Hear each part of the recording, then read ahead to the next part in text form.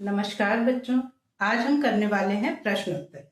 हमारे दो topic complete हो चुके हैं, एक वर्ण और एक शब्द। तो आज के जो प्रश्न उत्तर हैं वो उन्हीं दोनों टॉपिक में से है।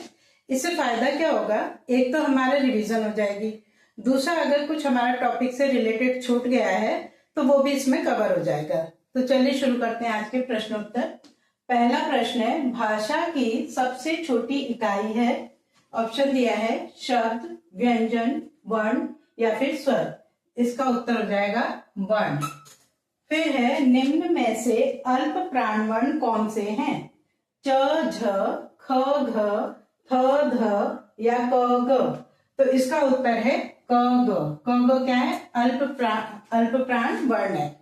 प्रत्येक वर्ग का पहला, तीसरा और पांचवा वर्ण क्या होता है? अल्प प्राण होता है। इसकी मैंने डिटेल वीडियो भी बना रखी है, अगर आप लोग इसके बारे में और जानना चाहें तो उसे देख सकते हैं। फिर नेक्स्ट क्वेश्चन है, निम्नलिखित में से नासिक्य व्यंजन कौन सा है? च, य, या क। तो नासिक्य व्यंजन कौन सा है? य। देखिए जितने भी पंचमाक्षर है ना, अंग, य, अण, न और म, ये पंचमाक्षर है। ये व्यंजन क्या कहलाते हैं? नासिक्य या अनुनासिक। इन्हें नासिक्य भी कहते हैं और अनुनासिक भी कहते हैं। अगर प्रश्न में ये आ जाए कि निम्नलिखित में से अनुनासिक व्यंजन कौन सा है, तो उसका उत्तर भी यही होगा। ठीक है, यूं। फिर है, श, त्र, स, ह कौन से व्यंजन कहलाते हैं? स्पर्शी, अंतस्थ, संघर्षी या प्रकंपी। तो ये कौन से व्यंजन कहलाते हैं? संघर्षी व्यंजन कहलाते हैं। क्यों? जब हम इनका उच्चारण करते हैं तो वायु को मुंह में बहुत ज्यादा संघर्ष करना पड़ता है। आपने देखा होगा हम में से कई लोग तो इनका उच्चारण भी ठीक से नहीं कर पाते हैं ना। तो वायु को बहुत ज्यादा संघर्ष करने की वजह से क्या ये संघर्षी कहलाए। दूसरा क्या होता है, जब वायु बहुत ज्यादा संघर्ष करती है तो वो गर्म हो जाती है, तो इसीलिए इसे हम ऊष्म व्यंजन भी कहते हैं। अगर प्रश्न में ये आ जाए कि श, त्र, स कौन से व्यंजन है, इधर ऑप्शन में अगर संघर्षी की जगह ऊष्म आ जाए तो वो आंसर भी ठीक होगा। ठीक है, तो इनको ऊष्म और संघर्षी व्यंजन कहते हैं। नेक्स्ट क्वेश्चन है, कंठोष्ठ ध्वनियां हैं। कंठोष्ठ ध्वनियां कौन सी है? ए, आई, ओ, औ, ई या क, ख। इसका आंसर होगा ओ, औ। कंठोष्ठ ध्वनियां कौन सी है? ओ, औ। ठीक। फिर है संयुक्त स्वर। संयुक्त स्वर कौन से है? ए, अ, ई या श। संयुक्त स्वर क्या है? ए। इसे देख करके आप कंफ्यूज मत होइएगा, ये क्या है? संयुक्त व्यंजन है। ये क्या है? संयुक्त व्यंजन। और यहाँ सवाल क्या पूछा है? संयुक्त स्वर। तो संयुक्त स्वर क्या है? ए। ठीक है, संयुक्त स्वर क्या होते हैं? जो दो भिन्न स्वरों से जो मिलकर बनते हैं वे संयुक्त स्वर कहलाते हैं। जैसे देखिए, अ और ई, इससे मिलकर के बना ए। फिर अ और ए, इससे मिलके बना आई। ऐसे ही अ और उ, इससे मिलकर के बना ओ।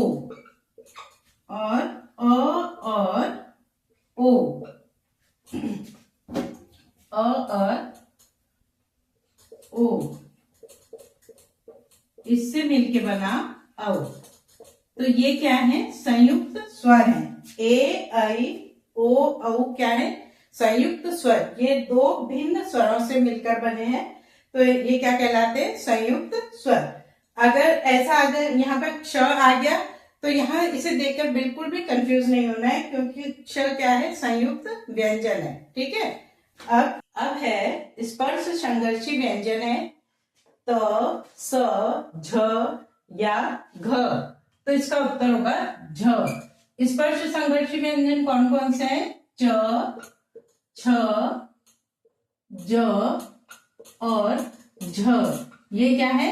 स्पर्श संघर्षी व्यंजन है और इन्हें तालव्य व्यंजन भी कहते हैं। फिर है, य, र, ल, व किस वर्ग के व्यंजन हैं? ऊष्म, कंठ, तालव्य या अंतस्थ। इसका उत्तर हो जाएगा अंतस्थ। फिर है, जिन शब्दों के अंत में अ आता है उन्हें क्या कहते हैं?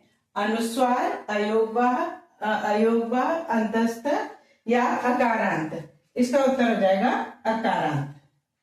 अब है निम्न में से अघोष ध्वनियां कौन सी हैं? ग घ, ज झ, प फ, ड ढ। इसका उत्तर हो जाएगा प फ।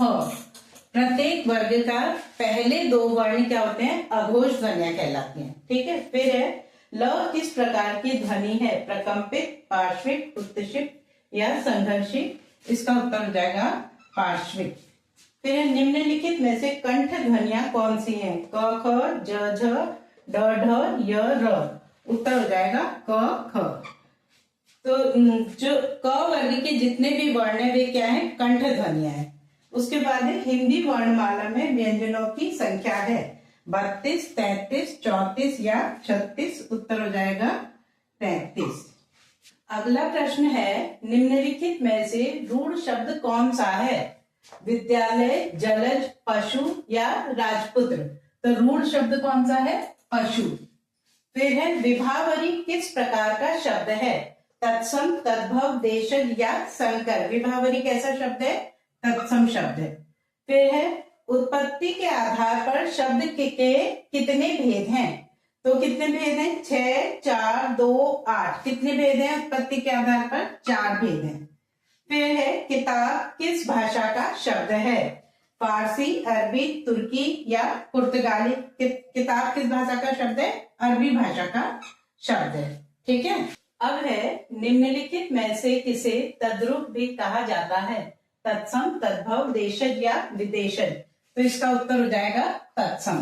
फिर है रेलगाड़ी शब्द है देशज, तद्भव, विदेशज या संकर? तो इसका उत्तर हो जाएगा संकर। देखिए जो शब्द 2 भिन्न भाषाओं से मिलकर बनता है वे संकर शब्द कहलाते हैं। जैसे रेलगाड़ी शब्द है ना, जैसे रेल क्या है? अंग्रेजी भाषा का शब्द है और गाड़ी क्या है? हिंदी भाषा का शब्द है। तो ये 2 भिन्न भाषाओं से मिलकर ये शब्द बना है, तो ये कैसा शब्द हो गया? संकर शब्द हो गया। फिर है अक्षर शब्द निम्नलिखित में से किस वर्ग में आता है? तो तत्सम, तद्भव, देशज या विदेशज? तो इसका उत्तर हो जाएगा तत्सम। देखिए जो भी शब्द ना संयुक्त वर्ण से मिलकर बना होगा वो क्या कहलाता है? तत्सम शब्द कहलाता है। जैसे श, अगर किसी भी शब्द में श, त्र, य या श्र ये संयुक्त वर्ण दिखाई देते हैं तो समझ जाओ कि वो शब्द कैसा है? तत्सम शब्द है। ठीक है। वीडियोस बनाने हैं, फिल्मोरा है ना,